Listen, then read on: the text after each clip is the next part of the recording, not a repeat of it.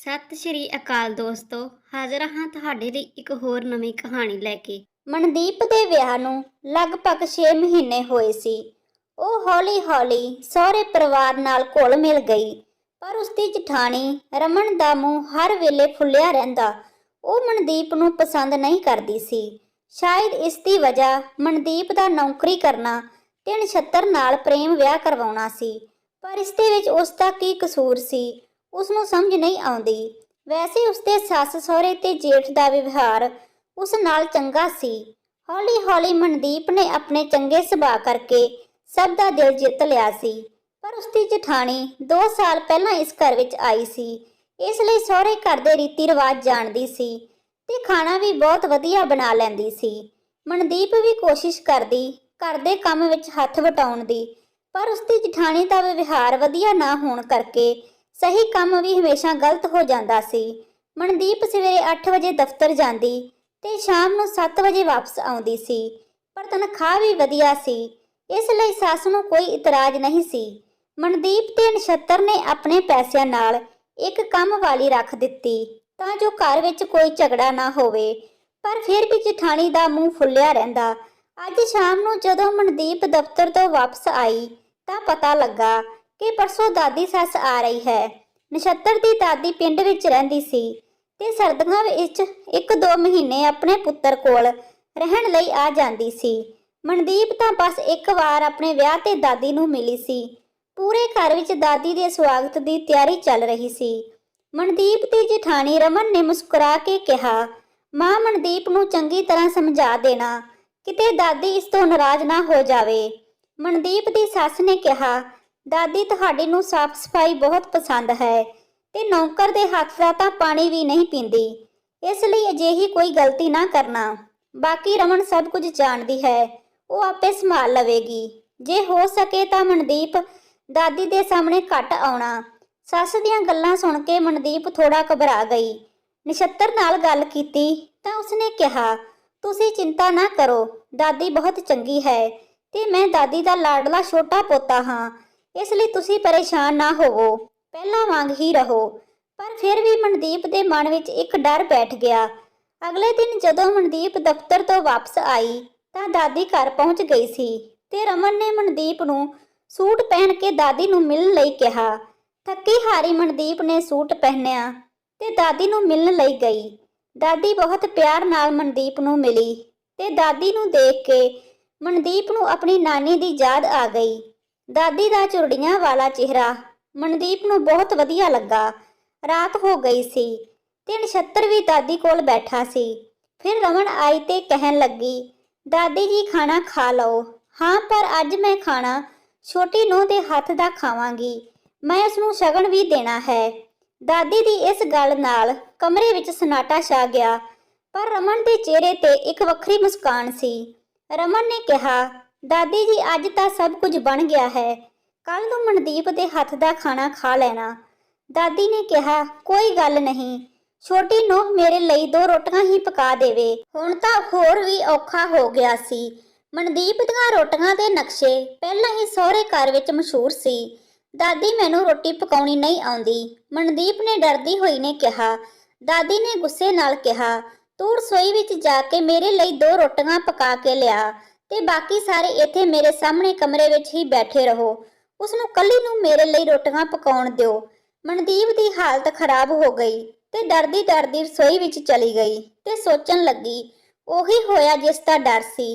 ਪਹਿਲਾਂ ਨਾਲੋਂ ਵੀ ਬਹੁਤ ਮਾੜੀਆਂ ਰੋਟੀਆਂ ਬਣੀਆਂ, ਇੱਕ ਤਾਂ ਬਹੁਤ ਮੋਟੀ ਤੇ ਦੂਜੀ ਪਾਪੜ ਵਾਂਗ ਪਤਲੀ।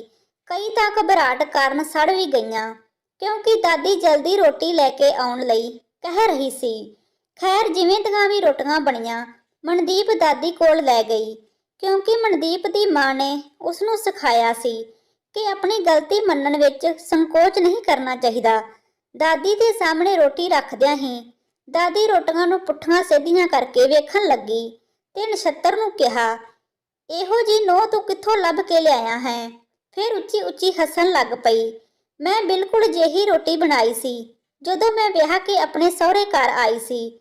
ਦਾਦੀ ਦੀ ਗੱਲ ਸੁਣ ਕੇ ਸਾਰਿਆਂ ਦੇ ਚਿਹਰੇ ਤੇ ਮੁਸਕਾਨ ਆ ਗਈ, ਪਰ ਰਮਨ ਨੂੰ ਇਹ ਸਭ ਪਸੰਦ ਨਹੀਂ ਆਇਆ ਕਿ ਇੰਨੀ ਵੱਡੀ ਗਲਤੀ ਤੋਂ ਬਾਅਦ ਵੀ ਮਨਦੀਪ ਦਾਦੀ ਦੀਆਂ ਝਿੜਕਾਂ ਤੋਂ ਕਿਵੇਂ ਬਚ ਗਈ?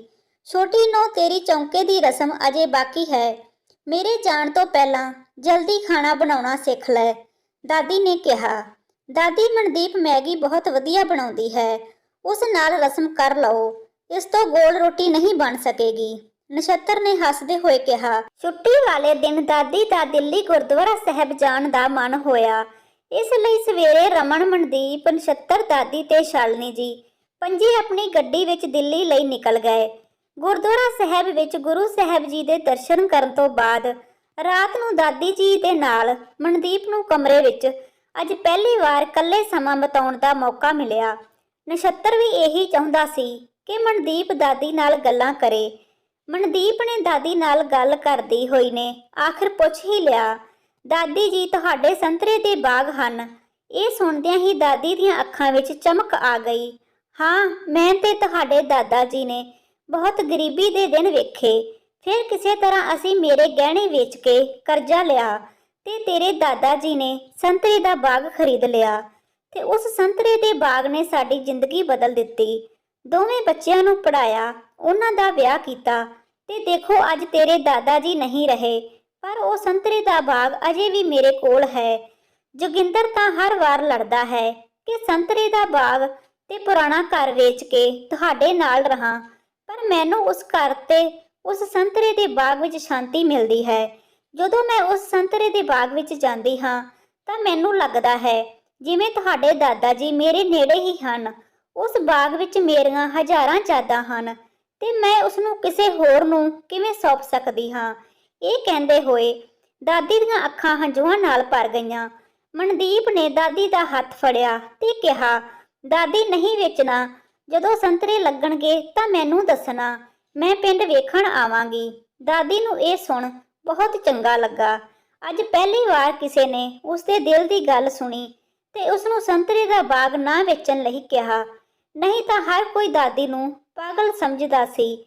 ਮਨਦੀਪ ਨੇ ਕਦੇ ਪਿੰਡ ਨਹੀਂ ਦੇਖਿਆ ਸੀ, ਇਸ ਲਈ ਉਸ ਨੇ ਫੈਸਲਾ ਕੀਤਾ ਕਿ ਇਸ ਵਾਰ ਉਹ ਦਾਦੀ ਦਾ ਪਿੰਡ ਜ਼ਰੂਰ ਦੇਖੇਗੀ। ਸਵੇਰੇ ਦਿੱਲੀ ਤੋਂ ਵਾਪਸ ਜਾਣਾ ਸੀ। ਜਦੋਂ ਸਵੇਰੇ ਉੱਠ ਕੇ ਵੇਖਿਆ ਤਾਂ ਨਛੱਤਰ ਬੁਖਾਰ ਨਾਲ ਤਪ ਰਿਹਾ ਸੀ।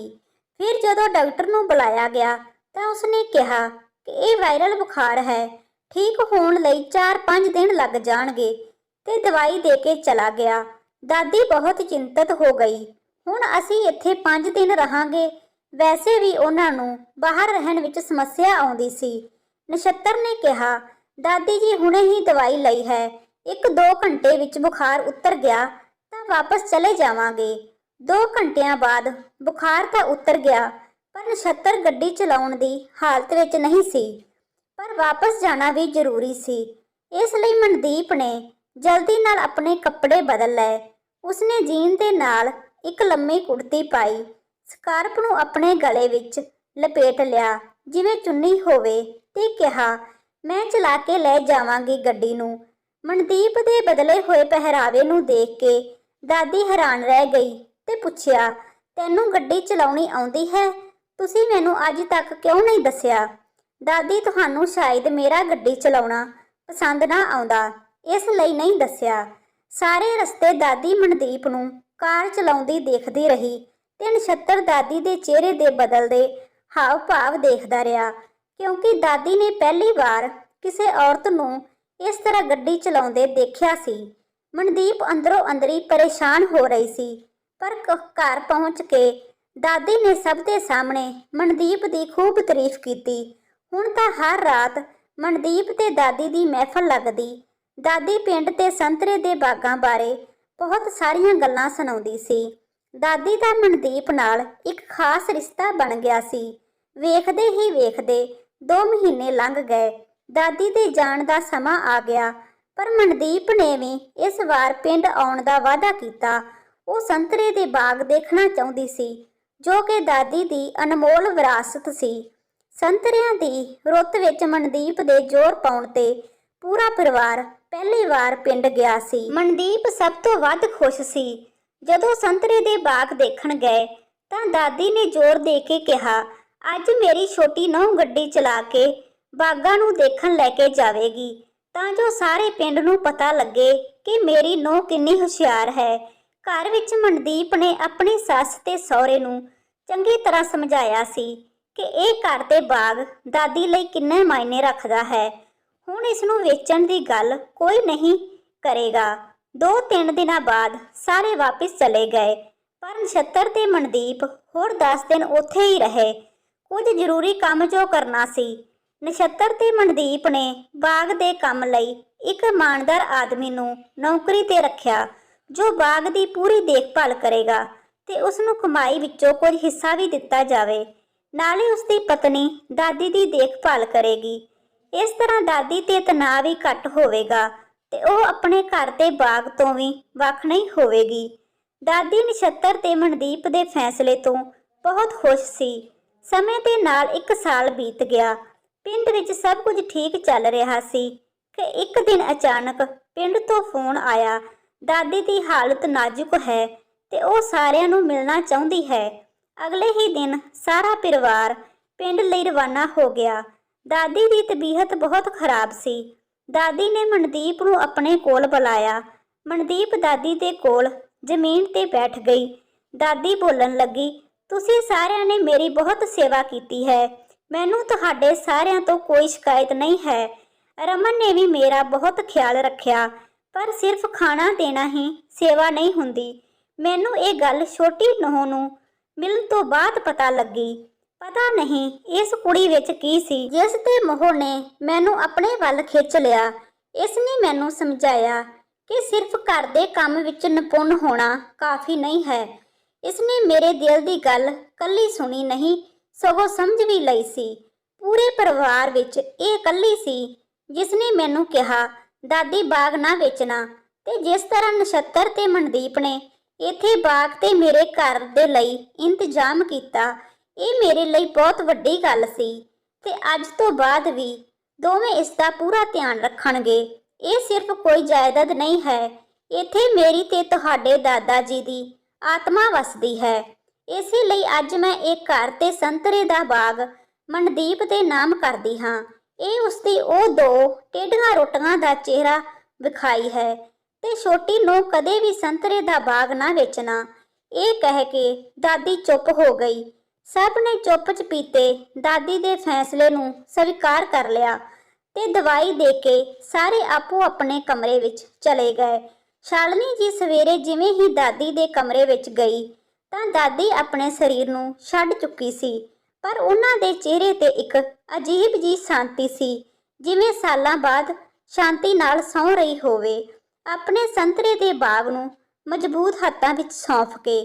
ਦੋਸਤੋ, ਕਹਾਣੀ ਵਧੀਆ ਲੱਗੀ ਹੋਵੇ ਤਾਂ ਲਾਈਕ ਸ਼ੇਅਰ ਕਰਨਾ। ਹੋਰ ਕਹਾਣੀਆਂ ਦੇਖਣ ਦੇ ਲਈ ਚੈਨਲ ਨੂੰ ਸਬਸਕ੍ਰਾਈਬ ਜ਼ਰੂਰ ਕਰ ਲਵੋ। ਧੰਨਵਾਦ ਜੀ ਸਾਰਿਆਂ ਦਾ।